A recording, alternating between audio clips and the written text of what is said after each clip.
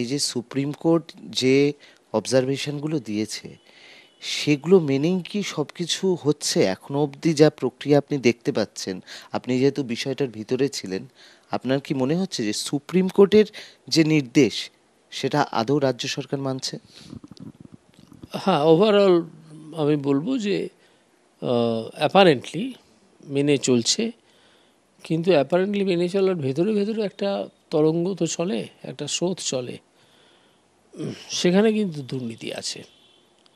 সেইটার জন্যে এই পুরো কাজটা, অর্থাৎ নতুন করে যে পরীক্ষা নেওয়া, এই পুরো কাজটা স্কুল সার্ভিস কমিশনের হাত থেকে নিয়ে অন্য কোনো ইন্ডিপেন্ডেন্ট এজেন্সির কাছে দিতে হবে, যারা এই ধরনের পরীক্ষা কন্ডাক্ট করে। এরকম ভারতবর্ষে আছে বেশ কিছু, যারা অন্য বিভিন্ন ধরনের পরীক্ষা কন্ডাক্ট করে। তাদেরকে দিয়ে তাদের সুপারভিশনে করাতে হবে। স্কুল সার্ভিস কমিশন করলে আবার দুর্নীতি দেখা দেবে, এবং দুর্নীতি হবেই হবেই।